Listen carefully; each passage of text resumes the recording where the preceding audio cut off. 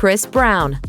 By 2009, Chris Brown had earned his throne atop the R&B and pop charts and quickly became a fixture in headlines as his relationship with Rihanna was heating up. But everything came to a screeching halt on February 8, 2009. After attending a pre-Grammy party, things between the two turned hellish as they argued over a sexual text message Chris received from another woman, and the conflict escalated to violence. Chris assaulted the pop star, leaving her battered and bruised, and Chris was officially charged with felony assault and felony criminal threats. He was later sentenced to 5 years probation and 1,400 hours of labor service. And he'll forever be condemned by the court of public opinion as a result of his actions.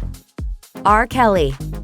In the 90s, R. Kelly was the king of R&B until his scandal made headlines. His sometimes raunchy sex life, as depicted in his lyrics, came too close to home when he was accused of a heinous crime in 2002. Kelly was indicted on 21 counts of child pornography, and a tape surfaced allegedly showing Kelly having sex with a minor. He faced a $100,000 fine and 15 years in prison. If convicted, he would become a registered sex offender.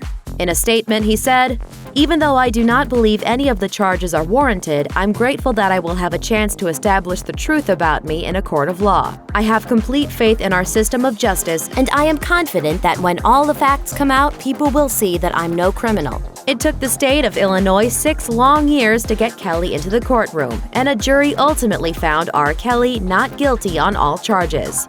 However, since the case made headlines, he's become the butt of many jokes and has had a hard time living down the stain and comedic hot takes of the allegations.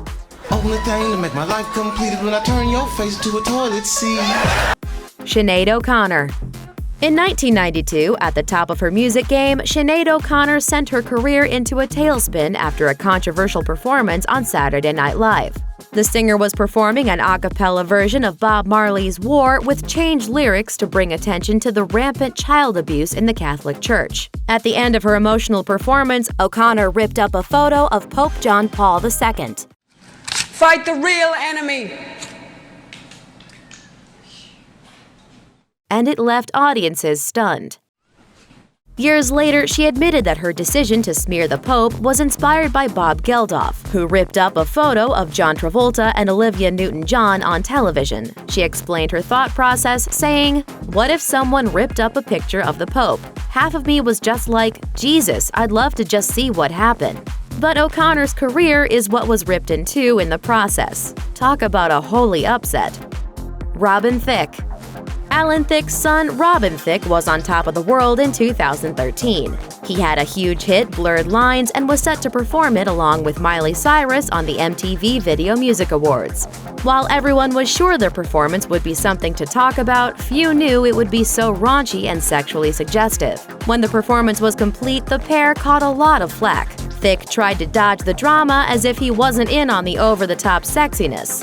In rehearsals, it seems a little more playful, it seemed a little more Betty Boop, it seemed a little cuter, and I wasn't really a part of her performance, so she had already set the stage. But his stage partner put the kibosh on the innocent act. Cyrus told the New York Times, "He acted like he didn't know that was going to happen. You were in rehearsals, you knew exactly what was going to happen." To make matters worse, the internet slammed Thicke's next album, Paula, which was created to help heal his broken marriage to Paula Patton.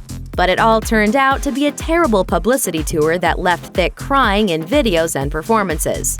Thicke told the New York Times that people told him he looked like a sucker and added, "It hit me that I'd lost my perspective. What I thought was romantic was just embarrassing." The album, which did not save his marriage, sold a dismal 48,000 copies by the end of 2014. Mary J. Blige. Mary J. Blige has forged a durable bond with her fans through decades of songs that make them feel like they know her on a personal level. But even that wasn't enough to help them connect with an ad she'd done for Burger King. In the spring of 2012, a leaked version of Blige's commercial showing her singing about a fried chicken wrap caused a stir. The star was accused of playing up racial stereotypes. While the ad was immediately yanked from the air, the flames were still hot under both BK and Blige. It was a mistake she'll never forget. Months later, Blige spoke up about the matter by saying, I want to apologize to everyone that was offended or thought that I would do something so disrespectful to our culture. I would never do anything like that purposefully. I thought I was doing something right, so forgive me." Upon seeing the video for the first time, Blige recalls being horrified, saying, "Oh my God, my heart dropped down to my stomach. I got this sweat and I said, real calm, this too shall pass. But it just kept getting worse and worse and worse."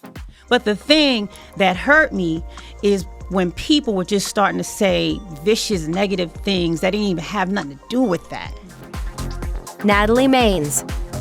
Politics and country music are a tough mix, a painful lesson Dixie Chicks lead singer Natalie Maines learned in 2003. The singer received a firestorm of backlash after saying some not-so-kind remarks about then-President George Bush. "Just so you know, we're ashamed the President of the United States is from Texas." Almost immediately, the radio stations across Texas began trashing the group's records and boycotting their act. Stations also hosted informal polls asking fans if their music should be banned from airwaves. In response to the drama, Maines released a statement saying, "We are currently in Europe and witnessing a huge anti-American sentiment as a result of the perceived rush to war. I love my country. I am a proud American." Many didn't find her remarks to be remorseful enough, and the band hemorrhaged fans as a result of the statement. Years later, though, it looks like the public may be willing to finally forgive them as they regroup for a reunion tour. But the Dixie Chicks of today are but a shadow of the hit-making squad they once were. Thanks for watching! Click the Nicki Swift icon to subscribe to our YouTube channel. Plus, check out all this cool stuff we know you'll love too.